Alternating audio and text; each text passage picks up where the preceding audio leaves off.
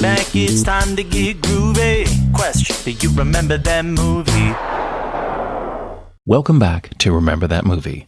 I am the third Alejandro Rosa on IMDb. And I am Steve Johnston, and I am not on IMDb. And we are back with our final episode of 2025. For this particular episode, it was my choice of what we were going to watch, and I decided to go back all the way to 1981 for the film Excalibur. Now, before I tell you my story about Excalibur, which is a little odd, I will ask Steve, since I picked this movie. Number one, Steve, had you seen this before? Do you have any history with this? Did you know about this film? What do you say? When you told us this was what we were going to be watching, I cast my mind back, and I could not remember if I had seen this film. I was fairly certain I had, but wasn't sure. Turns out, no, I was wrong. I was conflating Merlin and Camelot, kind of blending those two together. I had not seen Excalibur. I was aware of it because it was very prominent in the video rental stores back in the day. I remember the cover art, but I had not actually viewed it until a couple of nights ago. So I know I've seen this film multiple times. I have a feeling it was on TV, yes, HBO, but I don't think that was the first time I saw it. But I honestly don't know. What I do know is that I saw this in 9th grade in school. Oh, okay. Steve may be owing because even though it is the Arthurian legend, there is a couple of pretty adult scenes in this movie that a 9th grader me remembered vividly. So now, we'll get to that. I had assumed that the teacher would have fast-forwarded through those scenes. Not the case? Not the case. But we're getting ahead of ourselves. Let's start with what this movie is about. Okay. For those of you who don't know, I was actually able to print, Steve. Ooh. For those of you who can see, the actual back of the VHS. My word, that is a novel. Let's see if I can get through it. I'm hoping that editor me will now provide me with beautiful background music as I read the back of the VHS. Yes, something from Wagner. Through the centuries, the story of King Arthur and the Knights of the Round Table has inspired poets, artists, plowmen, and beggars. And now the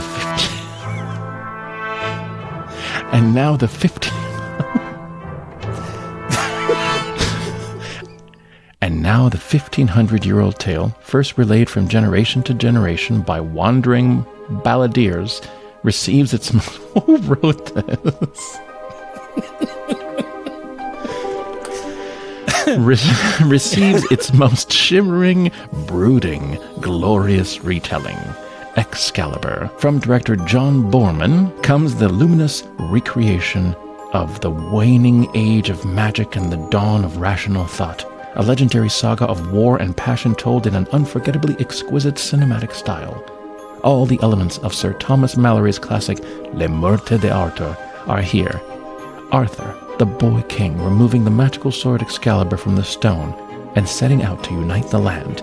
The Knights of the Round Table, sworn to chivalric ideals of truth, courage, and purity of heart, but decaying into drunkenness and squabbling. The gallant attempt to restore honor by seeking out the Holy Grail and the wizard Merlin, and the temptress Morgana, medieval alchemists who use their powers to affect the course of human events, but are powerless to prevent the old pagan gods of wood and stream from giving way to the new gods of logic and science. Excalibur takes you back to that glorious once upon a time that remains timeless in its retelling. Said the Los Angeles Times, "You enter utterly into a world of magic and history. Excalibur is Bowman's finest creation." Very nice. That was a lot. What do you have against plowmen and balladeers? I don't. I think, you know what? It's when you don't expect a plowman and a balladeer. I just wasn't emotionally prepared for their entrance.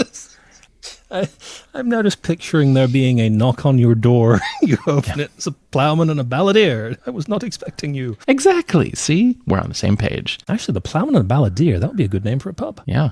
We're getting off track. We have new plans. Okay, just put that in an idea notebook. There okay. we go. So kind of like the back of the VHS said, this is directed by Sir John Boorman. He is a 5-time Academy Award nominee, a BAFTA nominee as well, if I'm not mistaken, most famously for the film Deliverance. Oh, okay. And Hope and Glory. Really nice. Okay. We have an interesting cast that we will get into.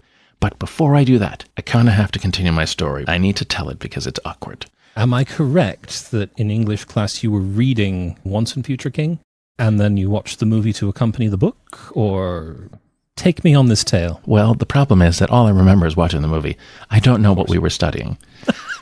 Last episode, if you watched Dark City, I mentioned a professor in college, Dr. John Atherton. Now I'm going to go back to 9th grade to a professor named Marta Baez. Marta Baez was my English teacher, and she inspired a whole change in me as far as getting into the arts, getting into performance, and all of that. She's the one who started that. At the beginning of the film, we are introduced to Uther Pendragon. Yes. Everybody's fighting. He gets Excalibur, and then at some point, he's trying to have a, let's have peace, etc. I'm the one true king, all of that. But then he goes to a party right after there's a truce. His enemy, the Duke, who is now supposed to be his friend because they have a truce, he sees his wife dancing, and he goes, I must have her. And then they cut to them fighting, which is just like the weirdest thing. It's like the next day they're fighting. So Uther asks Merlin to help him to use his magic so that he can be with this woman, lay with this woman, if you will, for one night. And Merlin says, okay, I'll make you a deal. I will help you do this, but you have to do something for me. And the quote is, what issues from your lust shall be mine. So he does a magic spell. Yep. He goes to the castle. He looks like the Duke. They make the Duke go away. And then he calls for his wife. And then he passionately kisses her. And then he rips open her dress and starts kissing her chest. And then there is a lovemaking scene, which I can only describe. And I described this to my wife and said, you have this naked woman and a man in a full armor. Yes. Now, why do I share this particular detail? Because I was 14. Yeah. And I remember because when that scene happened, when there's a shot of him like ripping her nightgown and her breasts being exposed, I remember this like it was yesterday because I have a weird thing about remembering specific things people have said throughout the course of my life. I thought you were going to say, I have a weird thing about remembering breasts. The teacher goes, can you imagine how many breasts they had to check before they picked the perfect breast for that shot? It is, in retrospect, bizarre to hear that now. Yes. And also incorrect. Anyway, it's not, how can I explain this? To a 14-year-old boy, a very passionate love scene, you just remember it, okay? But don't worry, because this will be ruined for me later. This was a happy memory. And doing research has ruined this scene for me, by the way. Oh, I'm hoping that it's ruined for you for the reasons that I think it's ruined for you. Well, I guess you're going to have to wait and see. Oh, so the suspense. Yeah, Goodness. so anyway, so we have Uther. Yes. And of course, immediately she has a baby. That we cut to this very quickly. Uther is played by whom, Steve? Uther was... No, A young Irish actor named Gabriel Byrne. That's right, Gabriel Byrne. Yes. There are several people who will appear in this film. Most of them were theater actors. Most of them had done little to no film work. Okay. So when they made this movie, they had no idea what they were doing. Nice. Gabriel Byrne was one of them. Yep. He actually, there was a quote where he said, one day I was on a horse and I was supposed to do this speech and I did it. And then the next day I was on a ladder. And they said, do the same speech. Yeah. And he said, why? I did it yesterday. And they're like, yeah, we're doing close-ups today. Right. He had no idea what any of it meant. And also, he also said, one of the first times I did a scene, I was like, okay, I guess we're done. And they were like, no, we have to do it like 20 more times. Yeah. John Boorman seemed to have an eye for talented actors. So he got some actors from the Royal Shakespeare Company. This film was made in Ireland. And so John Boorman, looking for actors, went to the theater and literally went, "Ooh, I like that one. I will speak to them after." Oh, that's awesome. Yeah. That is how he watched Of Mice and Men in Ireland, and afterwards spoke to a young man named Liam Neeson and said, "Hey, you ever done movies?" And Liam Neeson said, "Not really." And he said, "You want to be in my movie?" And he did the same thing with Gabriel Byrne. Other actors that are in this film include Patrick Stewart. Kicking ass, if I may say. He also said, "I had no idea what I was doing." Another actor who hadn't done much of any film, Helen Mirren. Mm-hmm. She also was theater and just didn't know what was going on. Nigel Terry, English actor, who played Arthur, theater actor. He described it as, "I'm sure I pissed off John Boorman a lot because I didn't know what I was doing." Even actually Guinevere, Cherie Lunghi, I think is how you pronounce her name. I'm sorry if I'm making that a mistake. She was a Royal Shakespeare Company actor who was actively doing a show in London while filming in Ireland. She would finish the performance. There would be a car waiting for her. They would drive her to the airport. She would get on a plane. They would fly her to Ireland. She would sleep for 5 hours and immediately wake up and go on set. And then just rinse and repeat, rinse and repeat. If I may press this point, because I want to get to this. Who was the actress who played the Duke's wife?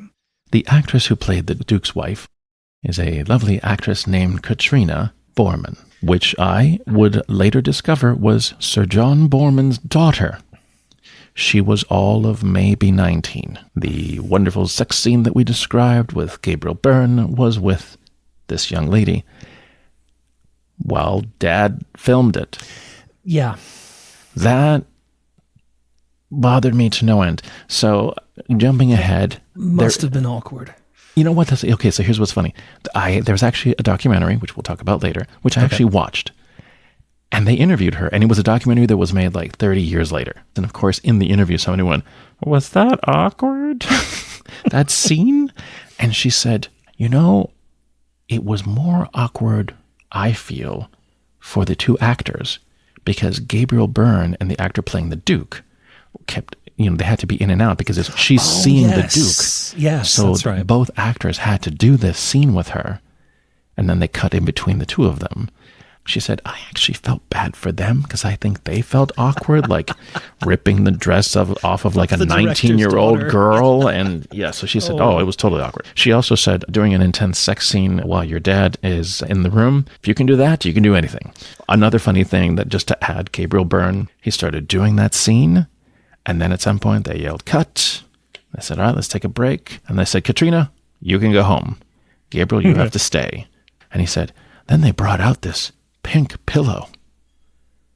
And then I had to pound this pillow for like an hour, sweating while the cameraman's just getting all these different close-ups and angles." The cameraman had to kind of tell me like, "Hey man, I know it doesn't make any sense, but it's going to look real good when it's done."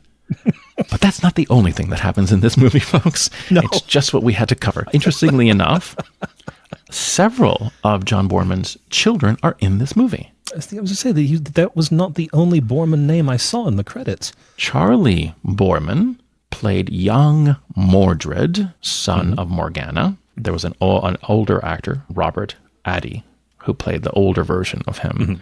But the younger version was Charlie Boorman. And I was in shock when I saw that name, because I went, "Is that the same Charlie Boorman who is best friends with Ewan McGregor and has done all those motorcycle shows? Have you ever seen those? The Long Way Down, The Long Way Round." No. They are pals, and they did these shows where they're like, what if we take a motorcycle and go from Europe all the way to America? What if we go down all of Africa? They've done all these different series cool. and they're really funny and really great. But I was like, I know Charlie Boorman.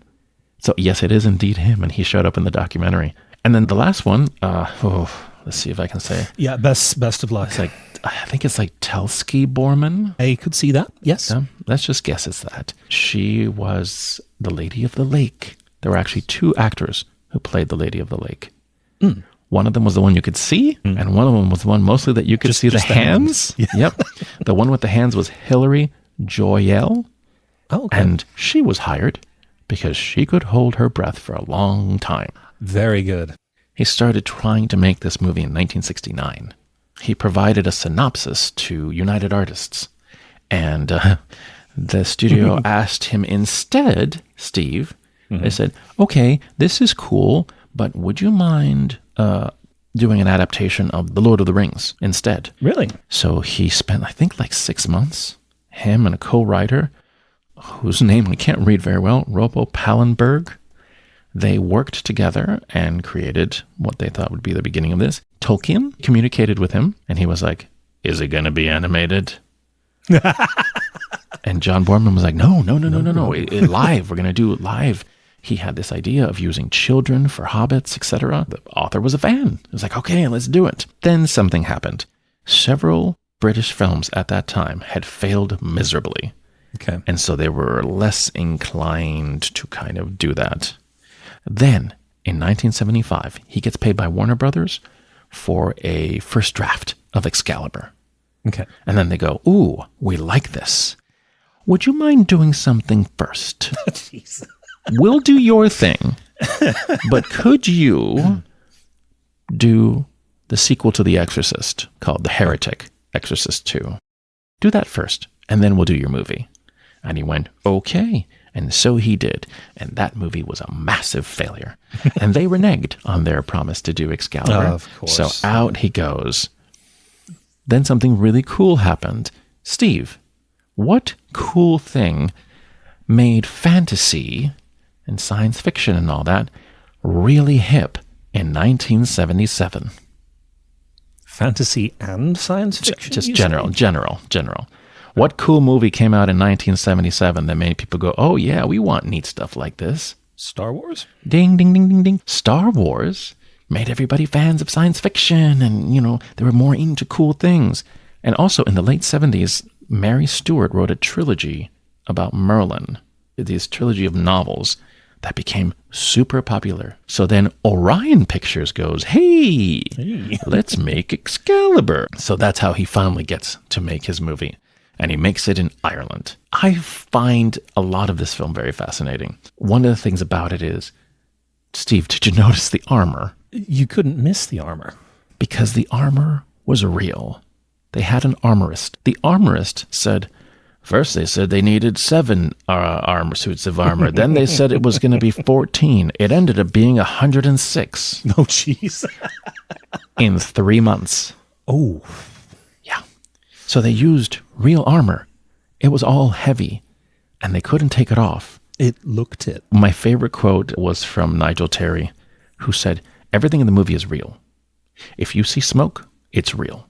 If you see fire, it's real. Real. Everything. Yeah. The wet, the rain. It rained for like 5 months during filming, so they were always wet. Everything looks very just. There's a kind of a not grim, sort of a gritty realism. Gritty. Thank you. We go through the life of Arthur. We go through him becoming king, which I remembered the scene, which of course took place in a real castle in Ireland, and of course the ride to the castle.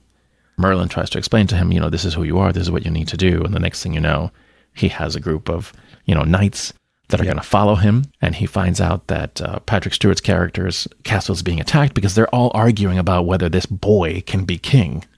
And so they head out to go protect the knight in his castle. And they play O Fortuna by Carl Orff. Incredible piece of music. This music is used, I think, twice in the film, once at the beginning and once at the end. It's the battle call. They're riding their horses. It's so effective. And then we get to the castle and we have a big fight, and we have that epic moment where Arthur's fighting and he sees the main knight that he has a problem with, and he jumps off the castle.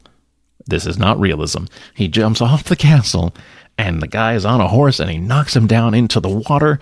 Yep. And then he pretty much, puts the sword to his neck and asks him to yield and to kind of, bow down to him essentially, like, I'm your king now. And he says, I'm supposed to bow down to a peasant or a farmer's boy or whatever. And it's great because Arthur says, you're right. You're absolutely right. You need to knight me. Yes. And it's also one of my favorite Merlin lines. Because Merlin goes, what's this? What's this? I did not predict this. And he hands him Excalibur. And it's a very powerful, powerful moment. Because he gets into the water. He kneels down in the water. He could kill him right there. And then he's like, no, I have to do this. And he knights him. And it's a beautiful scene. And it's a beautiful beginning. Then it gets weird. So much of this film is, I think, about the folly of humans.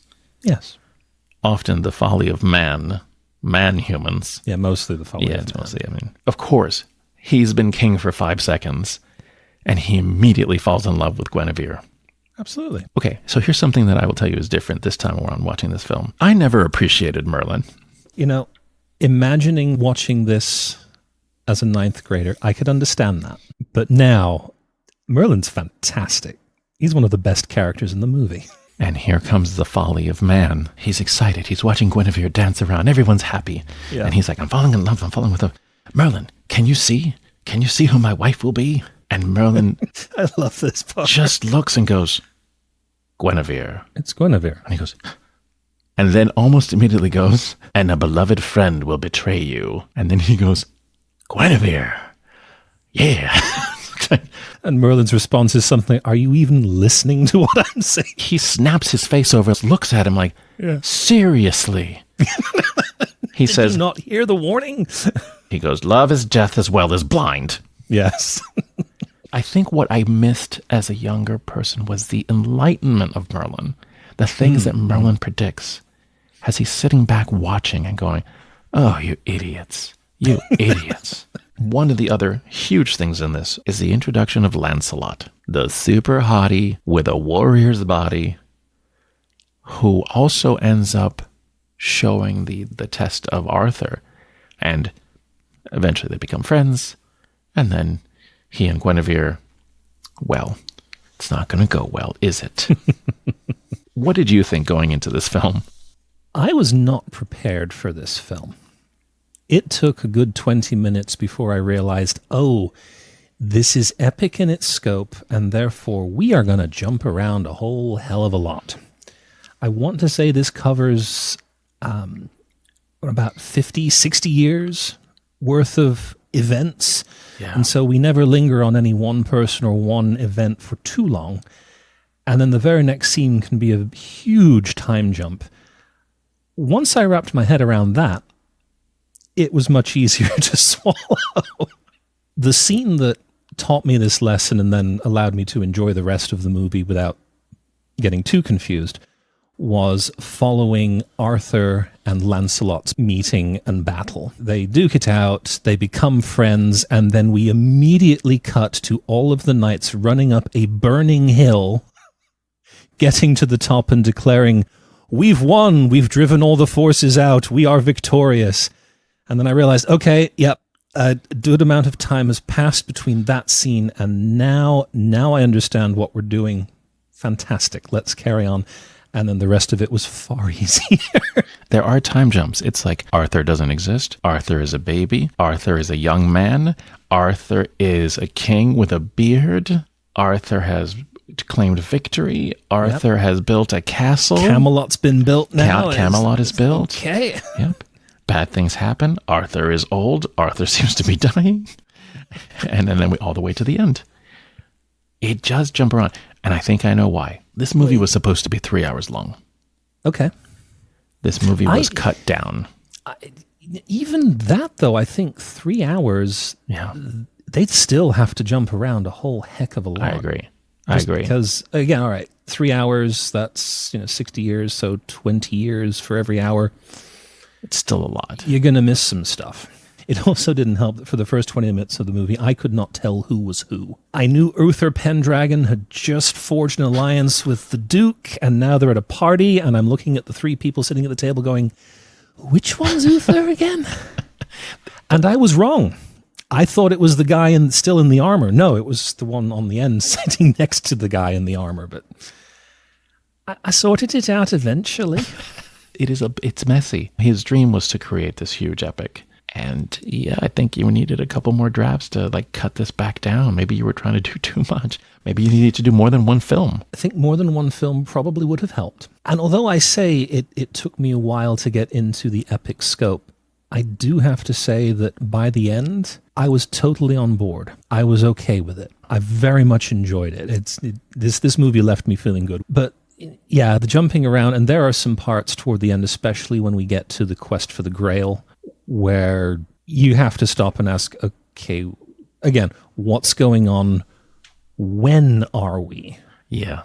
Because in the span of 5 minutes, we are informed, 10 years has passed. It's like, the land is full of pestilence and just everything's sad, even though 10 minutes ago it was the glorious place of Camelot. It was perfect. Another great scene that I didn't even think about, which was we've built the round table. We have the beautiful Camelot castle. Everything's going great. Life is good for years. Mm-hmm. And they're all sitting around, and Arthur says, Merlin, have we gotten rid of all evil since everything's so wonderful here? Even as I was watching, I went, oh, don't ask that. Oh, no, no. Never question a good thing, man. Just go with it. And of course, Merlin is like, nope. It's usually where you least expect it. And then we have a young actor named Liam Neeson who is drunk, has had Morgana talking into his ear, saying, oh, it's because Guinevere and Lancelot, look how she looks at his cup. Which was also very confusing, because Lancelot is not there. He doesn't like being there, clearly because they have some tension. Then Gawain goes, it's her! And did you feel like, wait, what? What? That... It did not occur to me at the time to think that, because I know the story. So I know that there is always going to be some tension between Lancelot and Guinevere, and that's going to cause tension between Arthur and Lancelot. So I knew it was going to come up.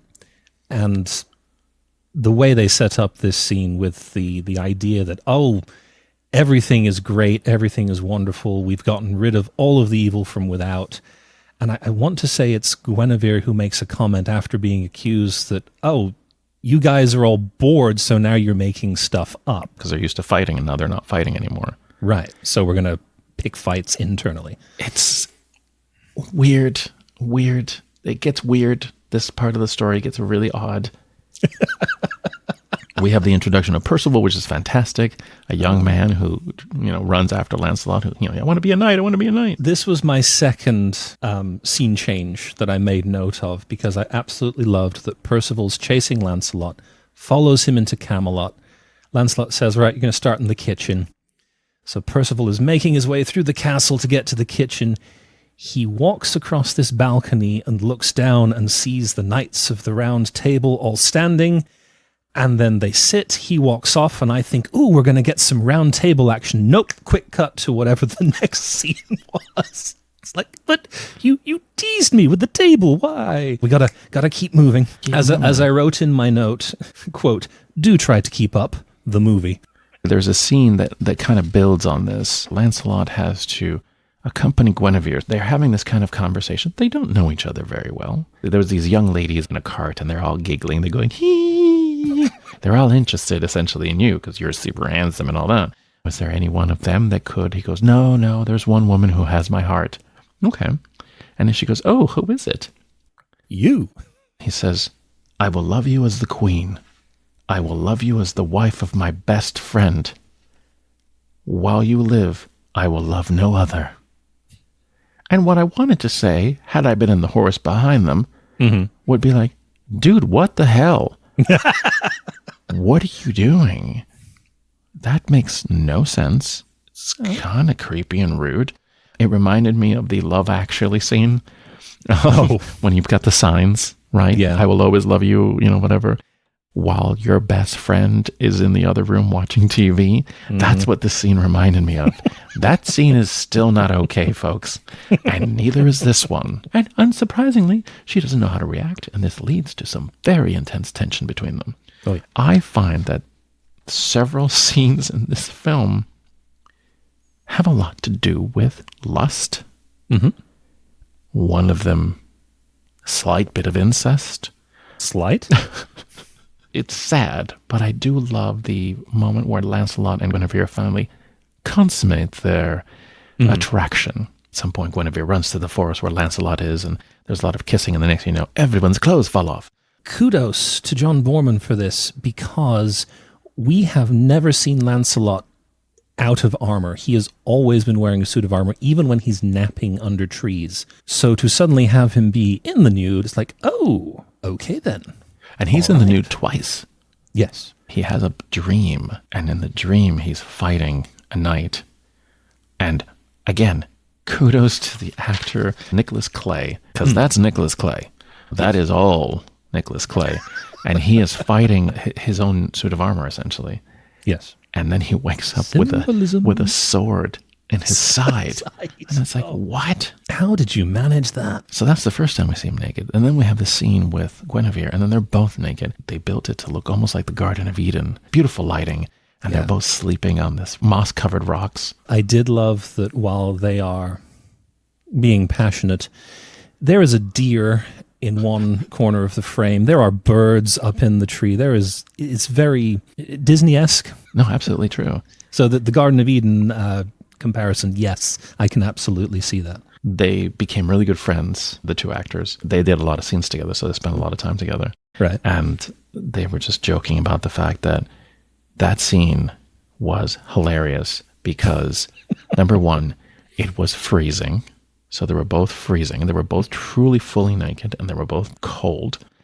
And they had put a bunch of moss on these rocks that they were going to lay on, which then meant that moss was covered in ants. Oh, no. Yeah. Oh. Yeah. Arthur knows. He even has a whole conversation with Merlin, and he says, they're together, right? It's one of the things I did like about the film. He doesn't react in an insane way. He's just like, what do I do? Then they show them asleep, and Arthur shows up. We see him raise Excalibur and thrust it down. We hear a nice loud clang as it hits something, but we do not find out what it is. It is not until a couple scenes later that the two of them wake up and discover there is a sword sticking in the rocks between them. In between their bodies. Yes. It's brilliant. And of course, they both panic. A king without a sword, a land without a king. Yes. Is what Lancelot says. And then he runs away in the nude somewhere. Yes. It's such a powerful scene. Because again, it's not Arthur like attacking Lancelot, nothing like that. It's just like, you know what? I give up. And I found that to be insanely powerful. Mm-hmm. Again, we are jumping through time and space. And then shortly after this, don't worry, we haven't explained, but in 2 seconds, Morgana is the daughter of Arthur's mother. Remember at the beginning, the Duke and his wife that Uther then pretended to be? They had a daughter. Of course, at some point, we don't ever learn how, but she and Arthur know that they are siblings. Morgana's really into sorcery and stuff. She wants to be like Merlin. And then at some point, she totally does a spell on Arthur and makes him think she's Guinevere so that she can have a baby with her brother, half-brother. Half-brother, okay. Not that that makes it better, folks. I'm not saying that that's cool. I feel it's important that we clarify. It's not going to make it better. Weird factoid. There's a scene where we see Morgana giving birth. Yes. And it's a wide shot, and you see this pregnant woman. That's Helen Mirren's face sticking through a table. Oh. The body is of a real pregnant lady. Okay. How, I don't know all the logistics, but they did that. That is a practical effect. That's Once awesome. again, everything in this film is practical. They did a lot of lighting in the forest. If you notice, there was a lot of green. They put green filters on tons of lights to make everything kind of glow and be magical. There's a lot of time, a lot of energy put on this film. The details, the little details about how it was going to look. It was fascinating. The scene of the wedding looks out of this world when you look at it, because at this point, the knights originally have dark armor, and eventually they switched to this kind of silver, shiny. And I found out they were trying to film this scene. A lot of this stuff was done outside. So sometimes they had to wait because there was no sun or whatever. Right. But they were supposed to do this wedding. It was supposed to be beautiful. It was a cloudy day. They could not get enough light. Mm-hmm. And at some point, the light, like the clouds parted, and light came down into the very spot where they were going to film the wedding. And so they filmed it. And one of the people who was working on the production said, that's why it looks out of this world. Because we have our practical lights here and there, but the sun is creating this glow on all of us. That's fantastic. Beautiful. So anyway, a lot goes on in this film. Can't get into all of it, of course. No. The Holy Grail, that's a whole other thing. Lancelot suddenly becoming weird and sort of a zealot. I did not remember him coming back at the end of the film. And he's got like long hair and a beard, and he's railing against the machine. The character of Mordred, which is the son of Morgana and Arthur, who's a creepy little boy who turns into a creepy little man. His armor, the gold armor with like the baby's head helmet. Oh, creepy as all get out. But I loved it because it fit so perfectly. When Percival first meets him, and he's the young boy who says, oh, follow me, I can show you where the Grail, or something along the lines of, come with me and I'll show you to the Grail. My thought was just running through my head of, Percival, you're dead, man. You're going to die. Don't follow a creepy kid in a baby mask anywhere. Okay? You know better than this. You have two choices. Stab the kid or run away. Yeah. Those are your choices. Or both. Stab him and run away. Stab and run. I did love this, though. It is when Percival fails at Morgana's test and is hung from the tree. And he's having this vision of finding the Holy Grail. Meanwhile, the knight that is hanging from the tree above him, his spurs are slowly cutting through the rope that's hanging around his neck. And then right at the climax of the dream, when he's about to get the Grail, the rope is cut and he collapses and lives. I have to admit, I loved that. I loved it too. There are great moments. Yes. There are phenomenal moments. Okay. There are cinematic moments. There are epic moments. There are powerful, beautiful moments. There were moments that I remembered. There were moments where I remembered the lines. I haven't seen this film in 100 years. There are things in this film that are just exceptional. But is that the entire film? Is the entire film exceptional? So I will ask you, Steve, what did you think about this film?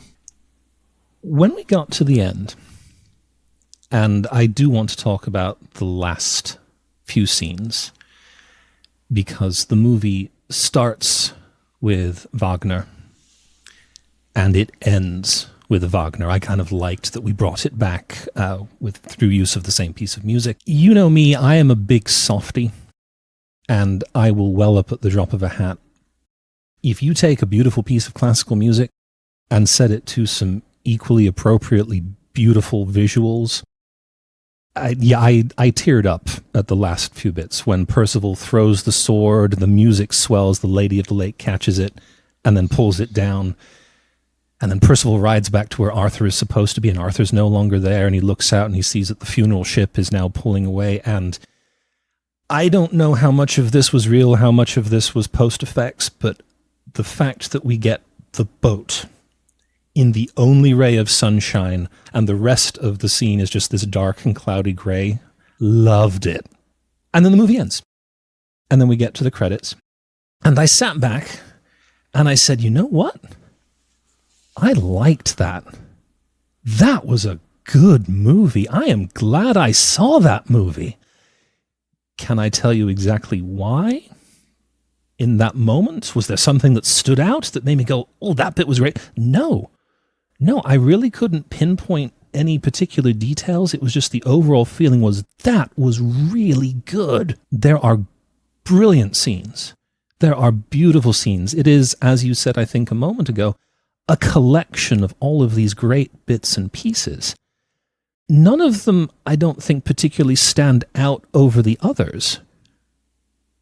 But they're all really good, and you string them all together, and it's a fantastic film. Something that I've found very interesting rewatching is I think he nailed the ending. I think the ending is brilliant. Nigel Terry, playing Arthur, he's very moving. He gave Arthur this kind of not otherworldliness, but this, he is better than most of us. What I loved about the character of Arthur, and I do not know if this was particular to Boorman's script or whether the book treats him in the same way, But I love the fact that he has a sense of, no, I am part of something far bigger than just me. I am the country. I am England. I've got to keep it together and do what is right, which is why he doesn't kill Lancelot. There's all these great moments where you just see this ethical, genuine, kind, selfless man. And so you combine that with Percival, played by Paul Geoffrey, who is also very good. At the end of the film, Arthur, who is dying, hands Excalibur to Percival and says, find a body of water, throw it in there. And Percival goes and doesn't do it. And he comes back, and Arthur goes, what did you see? And he said, I saw nothing. Then I know you didn't throw it in the water. And he doesn't last. Like Percival almost instantly says, okay, I didn't do it. I didn't do it. Yeah. And he's like, you've got to. Like he's on his last breaths. He's like, you got to do it. And then he just finds, fine, right? And he throws it. And these hands like have come out of the water. Mm-hmm. And they catch it. And then there's this wide shot where you just see the hands holding the sword in still water and then just sucks it into the water. It is one of my favorite shots in the entire film, and probably in the top 10 of movies ever. Given that we both liked the movie, how did people of 1981 find it? Depends who you ask. Financially, the movie had an $11 million budget. Is that all? And actually, that's why they didn't get bigger stars in it, because they couldn't afford them. At one point, he had thought about Sean Connery to play Merlin and all these other actors. They couldn't afford that. Nicol Williamson, who played Merlin, he wanted him originally, but apparently he had just done a series of films that had bombed. And so the studio was like, anyone else? He went back and forth and tried to find other people. And at the end of it, he was like, no, I think I want this guy. The film made $35 million in the box office. It was number one its opening weekend. Critics were, well, let me just tell you what critics said, and you can figure it out yourself. Roger Ebert, a wondrous vision and a mess. Okay. He thought the movie had beautiful visuals, but it wasn't well put together. Okay. Pauline Cade, The New Yorker.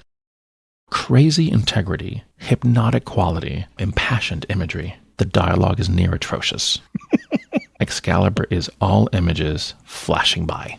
Okay. However, Variety said a near-perfect action, romance, fantasy, and philosophy film. C.S. Henderson, a grimmer, more serious sword and sorcery film has never been made. The film was nominated for an Oscar for cinematography. It was nominated for a BAFTA for costume design. Costume designer was Bob Ringwood. He did the original Dune and the original Batman films.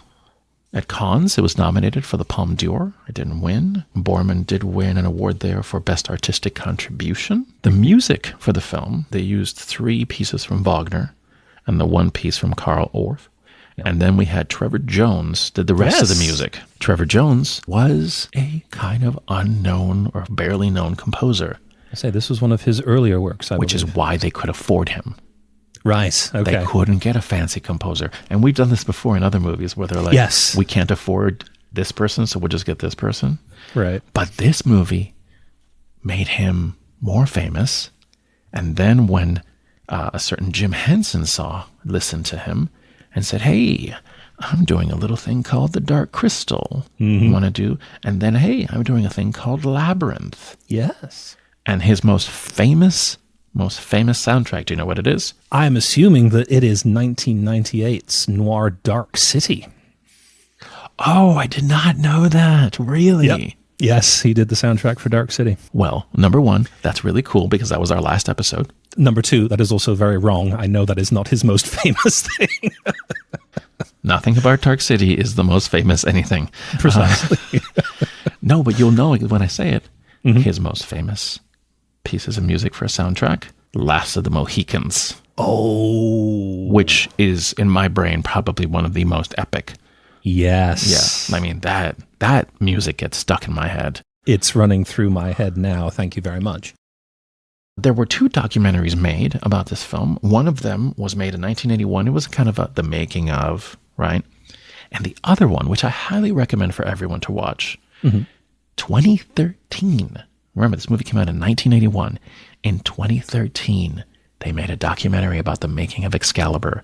And they got Liam Neeson, they got Helen Mirren, they got Patrick Stewart, they got Nigel Terry, they got Gabriel Byrne, Katrina Boorman is in that one, and Charlie Boorman is in it too. He's a grown-up. He's like, that was like 30 years ago. Highly recommend it. I watched it and I had a blast. Overall, I think this film continues to have very positive reviews. I think people really do care for it. I can see problems with it, right? We can always just glance at the role of women in this film. Guinevere is barely there and barely used for anything. I do love Morgana. I actually think she does give a great performance. I think that this movie has flaws, but I still really liked it. It's not short. It's over 2 hours.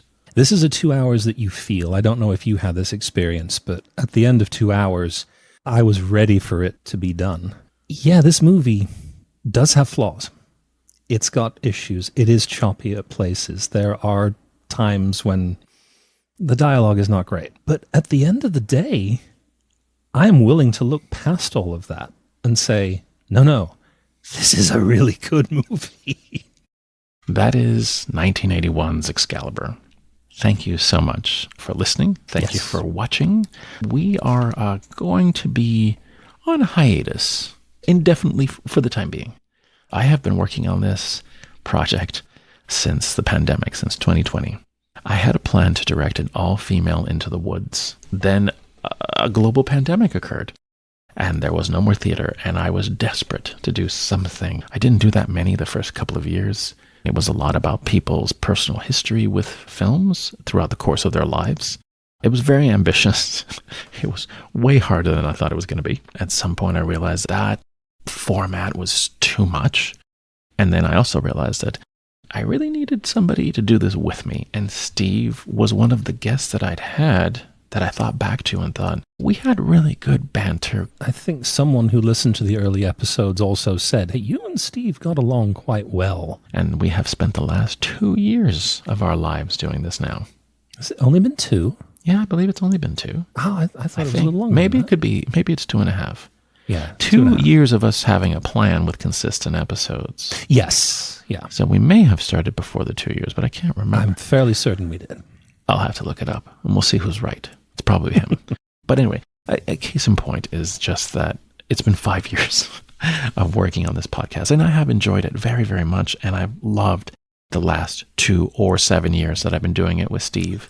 It's been a true delight. It does take a lot of time, and I have some other projects that I want to explore and work on. I want to thank all the people who have joined us on this podcast from the very beginning.